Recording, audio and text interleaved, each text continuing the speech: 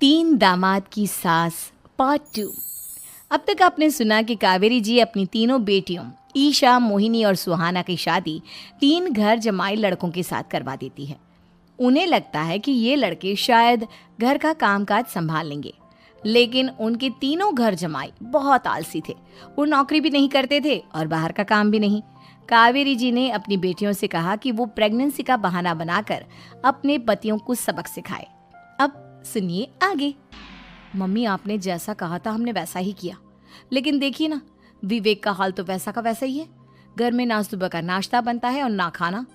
नौकरी पर जाने की बात करूं तो खाने को दौड़ते हैं मुझे। हाँ मम्मी, मैंने भी सुमित को कितनी बार कहा कि अगर नौकरी नहीं करनी तो कोई छोटी सी दुकान ही खोल लो। घर का खर्चा कैसे चलेगा? देखो दोपहर के 12 बजने आए और जनाब अभी तक सो रहे हैं।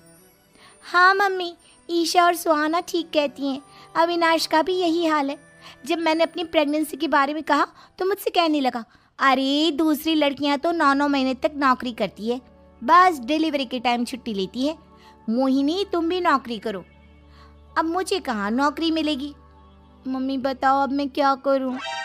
हे भगवान, क्या सोचकर घर जमाई दामाद लाई थी मैं कि मेरी बेटियां मेरे पास रहेंगी और खुश रहेंगी, लेकिन इन आलसी दामादों ने तो हमारी जिंदगी को भी प्रॉब्लम में डाल दिया है।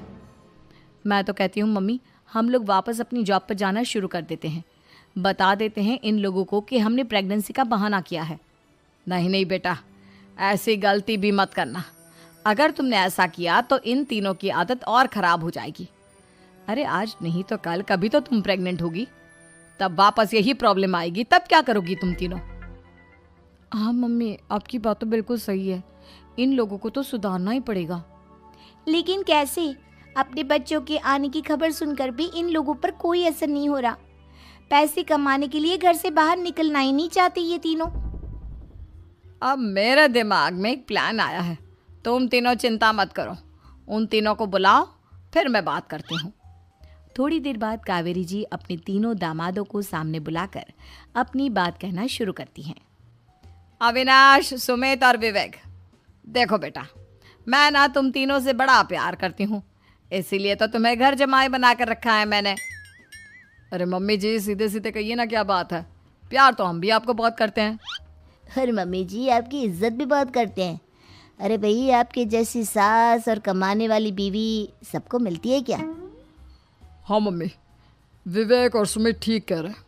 आपकी बेटी से शादी करके मेरी तो ज़िंदगी ही अच्छी हो गई है।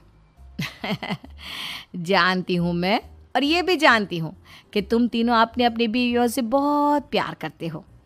बेटा, बात ऐसी है कि हमारे कुल गुरु ने कहा है कि प्रेग्नेंट होने के बाद मेरी तीनों बेटियां शुरू के 4 महीने हमारे गांव में जाकर रहेगी, जहां मेरे चाचा जी रहते हैं। अरे लेकिन क्यों मम्मी, गांव में जाकर रहने की क्या ज़रूरत है इन तीनों को? वो क्या है ना बेटा, हमारे परिवार को एक श्राप है। अगर मेरी बेटियों ने यहाँ पर बच्चा पैदा करने की कोशिश की तो उनके बच्चों को कुछ भी हो सकता है। इसलिए अब से लेकर 4 महीने पूरे होने तक इन्हें गांव वाले घर में रहना पड़ेगा। हाँ, तो इसमें प्रॉब्लम क्या है मम्मी जी? हम भी वहाँ जाकर रहेंगे, पिकनिक मनाएंगे। अरे भाई, बीवी जहाँ हम भी वहाँ। हाँ यार, आइडिया तो बहुत अच्छा है। शहर की ज़िंदगी में रह रहकर परेशान हो चुके हैं, अब कुछ दिन गांव में बिताएंगे। तुम लोग समझने की कोशिश क्यों नहीं करते? तुम में से कोई भी वहाँ नहीं जा सकता, और मैं यहाँ रहूँगी ना तुम तीनों के साथ। 4 महीने की तो बात है, उसके बाद ये तीनों ही लौट कर आ जाएंगी। ठीक है मम्मी जी, अब हमारे बच्चों का सवाल है तो ये तो करना ही पड़ेगा। कावेरी अपनी तीनों बेटियों को कुछ दिन के लिए घर से बाहर कहीं दूसरे शहर में रहने के लिए भेज देती है। कुछ दिनों के बाद, अरे मम्मी जी, बहुत दिन से पिज्ज़ा नहीं खाया, मंगवाइए ना। क्या बताऊं बेटा, पहले तो बेटियां खर्चा दे देती थी क्योंकि उनकी नौकरी थी, लेकिन अब तो मेरे पास पैसे ही नहीं बचे। थोड़े बहुत पैसे हैं जो बच्चों की डिलीवरी में काम आएंगे। लेकिन मम्मी जी, आपकी बेटियों को वापस आने में तो अभी बहुत वक्त बाकी है। वही सोच सोच कर परेशान हो रही हूँ। सोच रही हूँ कल से दूध भी बंद करवा देती हूँ। अब दूध वाले को देने के लिए पैसे भी तो नहीं है ना। अरे नहीं नहीं मम्मी जी, अगर दूध भी बंद करवा दोगी तो मुझे चाय कहाँ से मिलेगी? और चाय के बिना मैं तो मर ही जाऊंगा। क्या करूं बेटा, इसके अलावा हमारे पास कोई ऑप्शन नहीं है, मेरे पास पैसे ही नहीं बचे। इस तरह कावेरी जी धीरे धीरे अपने तीनों दामादों को पैसे देना बंद कर देती हैं और घर में खाने पीने की चीजें लाना भी बंद कर देती है। अब वो तीनों बुरी तरह से परेशान होने लगे थे और इसलिए एक दिन तीनों प्लान करके घर से बाहर निकलते हैं और बाजार में जाने के बाद यार अच्छा खाना खाए हुए कितने दिन हो गए, पता नहीं कब अच्छा खाना मिलेगा। हमारी बीवियों के जाने के बाद तो हमारी हालत भिखारियों जैसी हो गई है यार। कुछ भी हो, मुझे तो आज पिज्ज़ा खाना ही खाना है। जेब में 1 रुपया नहीं और पिज्जा खाएगा, कहाँ से आएंगे पैसे?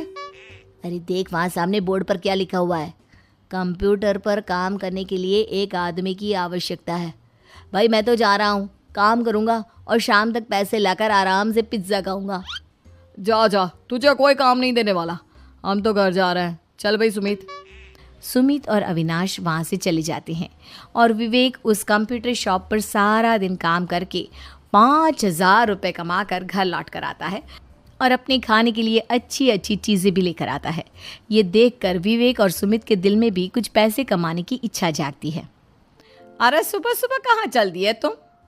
मम्मी जी एक बहुत अच्छी जगह मिली है, कंप्यूटर पर काम करने के 5,000 मिले थे कल मुझे। अगर रोज़ काम करूँगा तो पूरे 40,000 की तनख्वाह। अरे वाह, ये तो बहुत अच्छी बात है दामाद जी, आपको जाना ही चाहिए। सुमित और अविनाश विवेक को इस तरह तरक्की करते देखकर परेशान हो जाते हैं और वो दोनों भी काम की तलाश में निकल पड़ते हैं। धीरे धीरे उन दोनों को भी काम मिल जाता है। अब कावेरी के तीनों दामाद छोटी मोटी नौकरी करके अच्छा पैसा कमाने लगे थे। एक दिन कावेरी उन्हें अपने पास बुलाती हैं। अरे वाह, विवेक 40,000 कमा लेता है, अविनाश 60,000 और सुमित तुम भी 40,000 के आसपास कमा ही लेते हो। कुल मिलाकर तुम अच्छे खासे पैसे कमा रहे हो बेटा। हाँ मम्मी जी, बहुत मज़ा आता है जब महीने के एंड में मोटी रकम हाथ में आती है। पूछिए मत मम्मी जी, घर में रहकर रोटी बना बना कर और तो जैसा महसूस होने लगा था मुझे तो। हाँ बेटा, तुम तीनों की बात तो बिल्कुल ठीक है और जानते हो अब तुम तीनों की पत्नियां भी वापस लौट कर आने वाली है। लेकिन मम्मी जी अभी तो उन्हें गए सिर्फ 2 महीने हुए हैं, आपने तो कहा था वो 4 महीने के बाद लौट कर आएंगी। ऐसा कुछ नहीं है बेटा, मैं सिर्फ तुम तीनों को सबक सिखाना चाहती थी कि आदमी घर में बैठकर बीवी की कमाई खाता हुआ अच्छा नहीं लगता। इस दुनिया में हर इंसान को मेहनत करनी चाहिए, काम करना चाहिए, चाहे वो औरत हो या आदमी, ताकि अपने परिवार को संभाल सके। कावेरी की बात सुनकर उन तीनों को अपनी गलती का एहसास होता है और कावेरी उन्हें सच बता देती है कि ईशा, सुहाना और मोहिनी शहर में ही कहीं दूसरी जगह रह रहे थे। शाम के वक्त उन तीनों की पत्नियां लौट कर आ जाती है और कावेरी जी का परिवार एक खुशहाल परिवार की तरह रहने लगता है।